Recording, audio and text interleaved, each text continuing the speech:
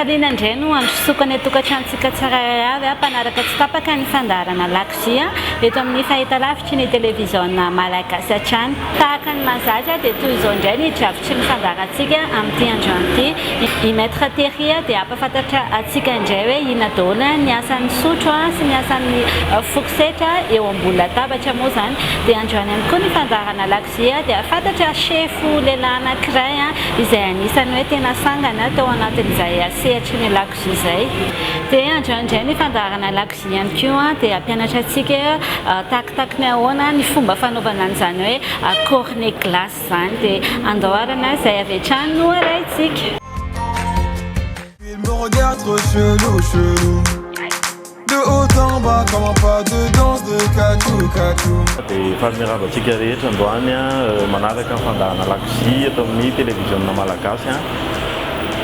Chef Tsilavo miaraka amintsika androanytsika hianatra cornet à glace dia tuile izay hitantsika rehetrarehetra eny amin'ny restaurant ampiasaina amin'ny décoration na glace rehefa mihinana glace amin'ny restaurant tsika.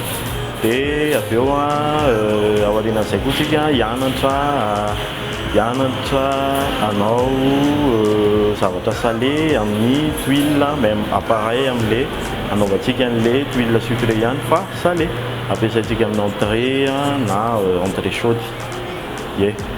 Voalohany indrindra milintsika atody anankitelo, mila farinitsika 250 grammes, mila rano 150 grammes, mila menakitsika 120 grammes, dia siramamy 150 grammes.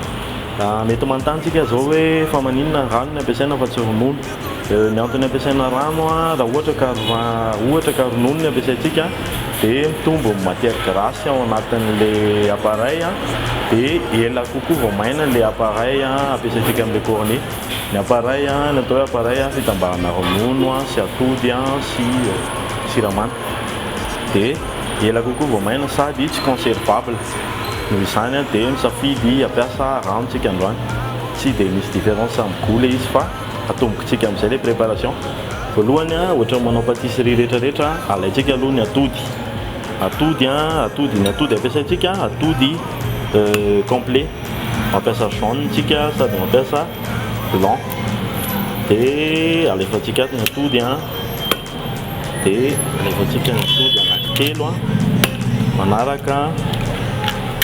atody anankitelo manaraka alefantsika siramamy 150 grammes. Ohatra manao pâtisserie rehetrarehetra ihany mbola veriko tsotra be ity zavatra ity afaka averintsika rehetrarehetra ny an-trano. Dia vita izay dia kapohantsika atody siramamy. Vitsivitsy kely ity dia vita.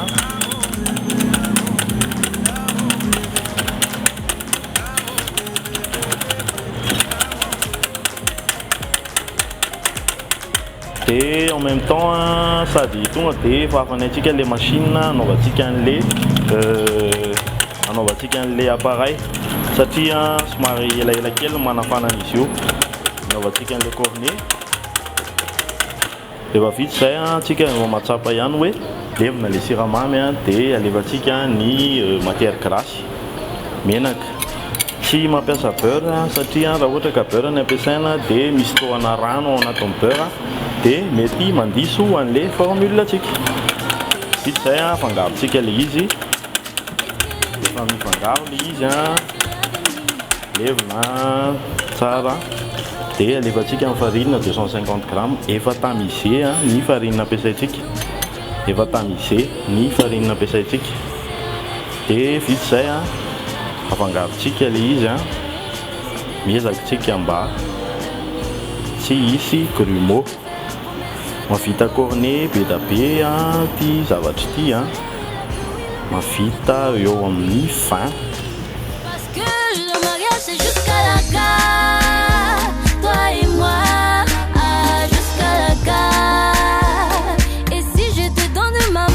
Vita izay alefantsika ny liquide rano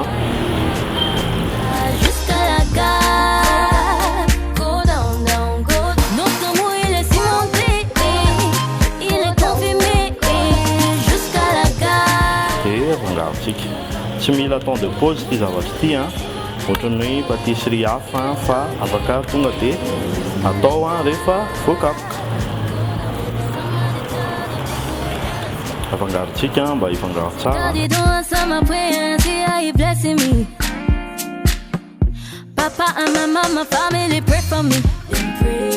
izay dia vita ny cornet. Maka iaraka ny sotrotsika kely eto ampovoany dia apetrakitsika misarona vita. 2 minitra dia masaka. Dia inona koa zavatra afaka ampiasaintsika amin'ilay cornet be dia be ny zavatra ampiasaintsika amin'ity cornet ity afaka amin'ity appareil ity afaka anaovantsika biscuit, décoration na gâteau afaka ampiasaintsika décoration na dessert rehetrarehetra izay ataontsika ao an-trano tsotra be ilay izy.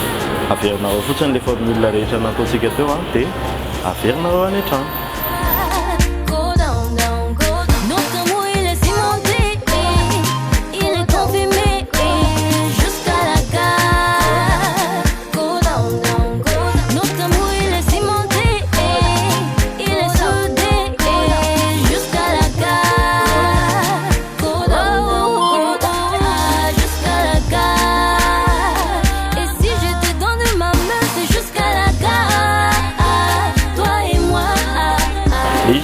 Dia vita ilay cornet dia asiantsika glasy amin'izay ao anatiny androany glasy banane nataontsika ao anatiny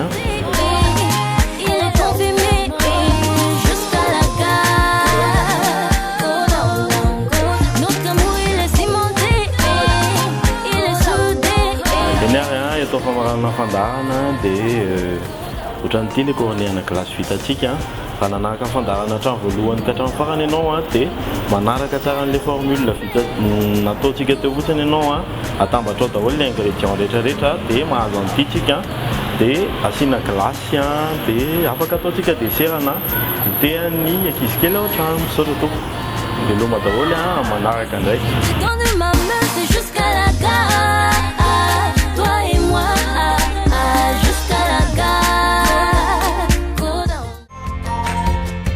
Dia makasitraka ny chef tsy lavintsika ny fampizaran'izay hoe fomba fanaovana an'izay hoe cornet glace tena anisany hoe mora dia mora moa zany ny fanaovana azy teo iny izany nanaraka hatramin'ny voalohany ka hatramin'ny farany ianareo.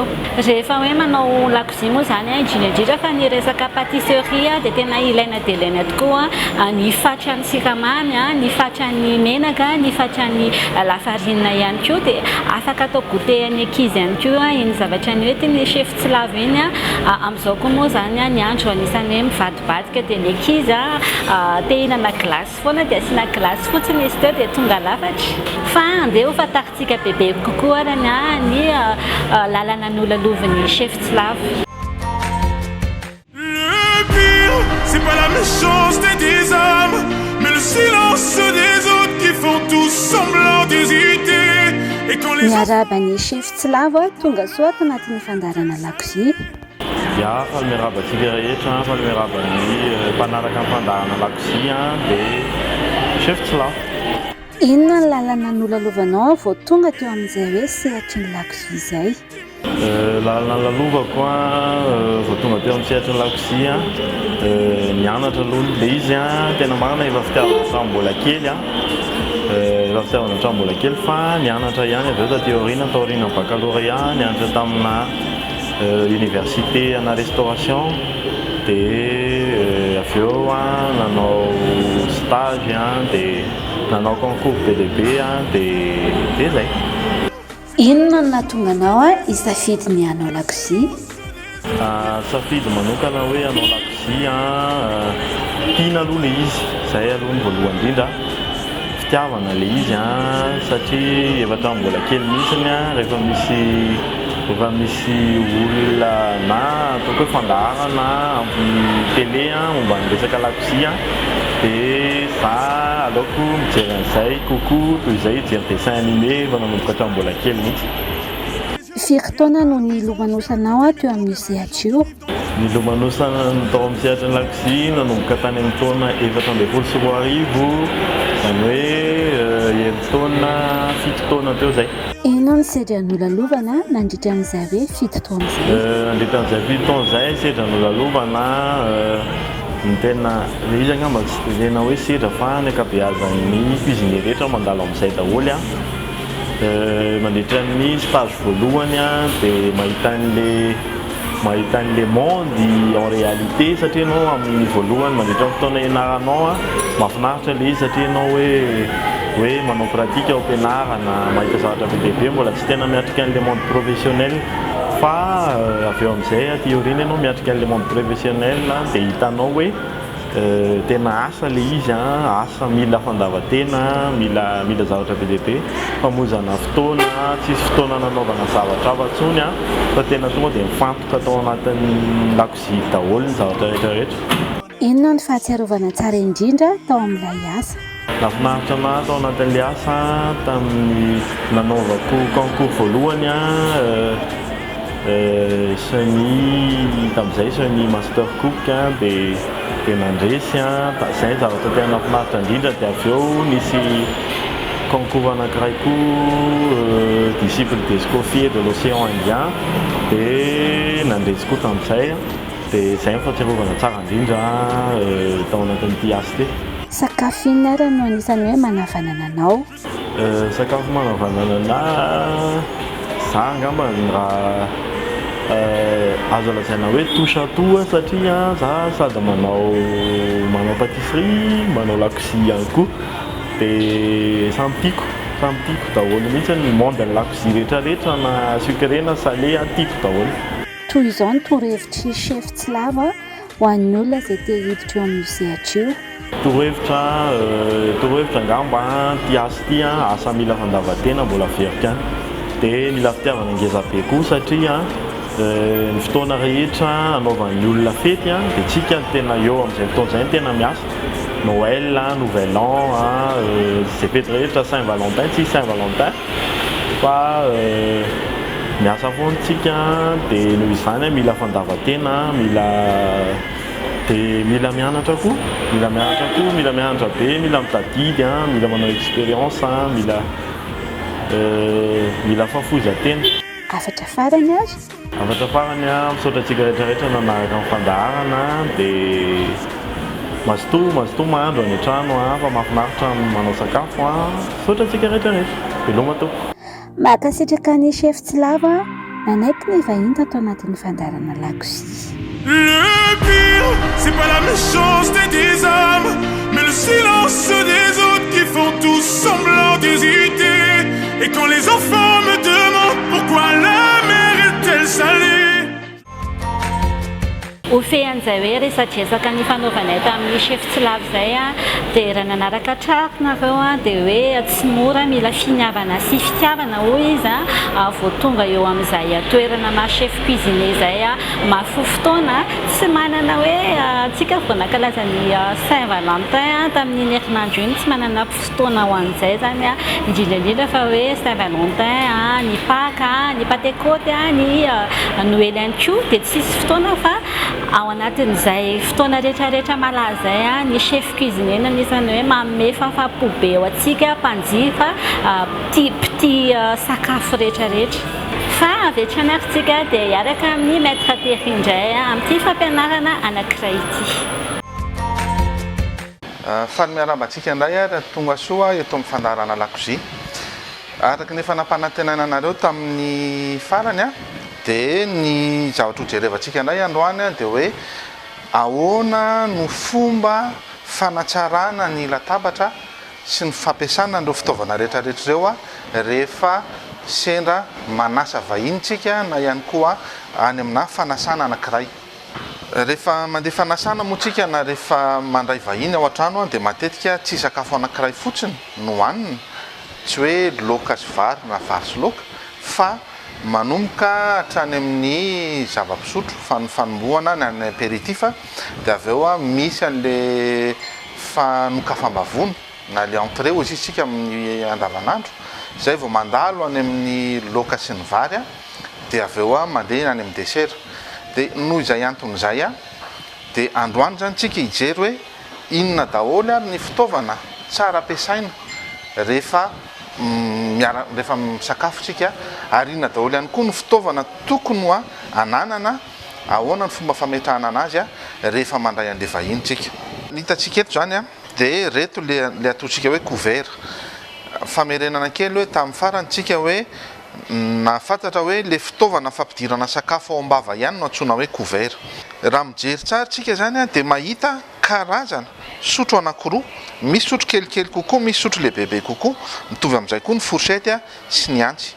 Reto fitaovana reto aloha mbola tsy ho resahako, fa amin'ny fampiasantsika anazy andavanandro zany dia reto. Mahitsika zany hoe lehibe kely, lehibe kely, lehibe kely, fa maninona ny misy lehibe dia maninona ny misy kely. Eo indrindra zany le izy hoe le fitaovana le couvert kelikely ireo zany le tena ampiasaina rehefa mihinana entrée na dessert itsika. Taloha moa zany nisy hoe fourchette salady hoe nisy an'izao, fa amin'izao fotoana izao izy zany antsoina fotsiny hoe couvert à entremets, dia misy an'le cuillère, fourchette sy couteau à entremets. Entremets moa zany avero kely le hoe sakafo eo tenatena le laoka sy le vary zany na le plat principal. Raha misy karazany telo ny sakafo aroso eo amin'lohantsika dia misy karazany anankitelo ihany koa ny couvert izay ho apetrakintsika eto eo anoloan'le vahiny rehefa hihinana izy, dia misy fomba fametrahana anazy. Ahoana indray ny fomba hisafidianantsika ny reto fitaovana reto. Le fitaovana indray tsy hoe tonga dia miaraka apetraka eo daholo izy rehetrarehetra, fa miankina amin'le sakafo.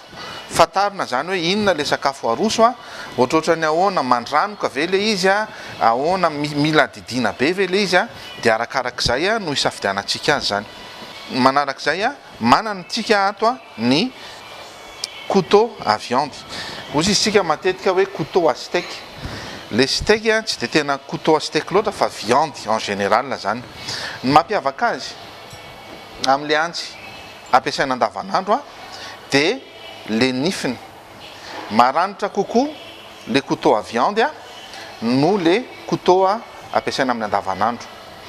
Fa maninona satria ity maranitra ity manapaka tsaratsara kokoa an'le hena. Moramora kokoa mitetika an'le hena zany amin'io amin'ity fitaovana ity. Ankoatran'izay manana ihany koa zany tsika reto an'le antsoina hoe couvert à poisson. Ny couvert à poisson ho an'ny trondro indrindra dia reto zany natokana hinanana trondro lehibe. Haitsika tsara fa nofo-trondro manko sady malemy izy no mora potika. Dia izay nampatonga n'le fitaovana raha jerevantsika tsara zany le fitaovana zafady reo izy ireo mifanelanelana kokoa le nifiny le fourchette jerevo tsara anankitelo ity zany le fourchette standard samy hafa tanteraka mihitsy ato zany ho an'ny trondro tsy potika le nofo-trondro ary manarak'izay le antsy tsy maranitra satria ny trondro tsindriana fotsiny dia paritaka. Rehefa mihinana trondro zany tsika dia reto no aroso eo ambony latambatra, na rehefa mihinana hena mena ihany koa tsika dia ty couteau à viande ity no ampiasaina. Ankoatran'izay dia mampiasa ny reto couvert classique reto tsika. Fa rehefa misakafo ihany koa tsika tsy sakafo ihany fa misy ihany koa ny zava-pisotro. Raha niresaka tsika tamin'ny farany dia hoe rehefa misakafo dia na misotro divay atao anatin'ity verre ity na misotro rano atao anatin'le vera anankiray.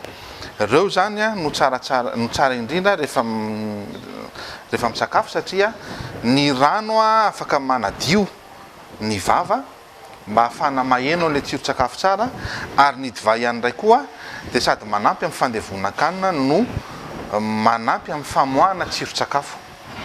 Mbola hitantsika moa zay amin'ny manaraka. Ankoatra ny vera zany izay sotrotsika ny rano sy ny divay dia tokony ihany koa misy ny sira sy ny poivre eo ambony latambatra fanampy tsiro daholo reny. Aleo manko manampy toy izay manala. Ny sira moa zany tsy haiko hoe misy olona afaka manala sira ao anaty sakafo fa aleo zany misy an'iny ihany kelikely izy miainga ihany dia ankoatran'izay fanatsarana an'le latambatra dia matetika asitsika voninkazo. voninkazo na ihany koa azo atao amin'ny misy fomba maromaro afana manaingo ny latabatra. Dia mintsy manantena fa nitondra zavatsoa atsika tsiraray avy indray ny fotoanany alantsika teto manaraka indray tsika iresaka momba ny fahalalam-pomba sy ny fahaizamiana eo ambony latabatra. Mankasitraka dia misaotra indrindra tompoko. Ny fandaharana lakozia moa dia tsy mitsahatra hatrany manome fahafapo antsika rehetra mpitia lakozia. Eny ihany koa fa ho an'ireo izay hoe tsy tafalatsaka tanteraka ao anatin'izay arany fa tia mikarakara sakafo dia natenainay fa nitondra fahalalana sy fahalalam-pomba bebe kokoa antsika iny zavatra nampianariny maître Teria tamin'ity androany ity. Izay indray arany masakasika natolotra tamin'ity androany ity misaotra ny ekipa teknika rehetrarehetra tao Batrika tao nafana na natotosa nanome ny fandaharantsika tany an-tokantrano isaky ny alahady toy izao. Dia misaotra ihany koa ny Humanity izay eo Mahamasina izay manao ny taovolo sy nampiakanjo ny tenako. Dia amin'ny herindray ny fotoanantsika dia velona mandra-peona.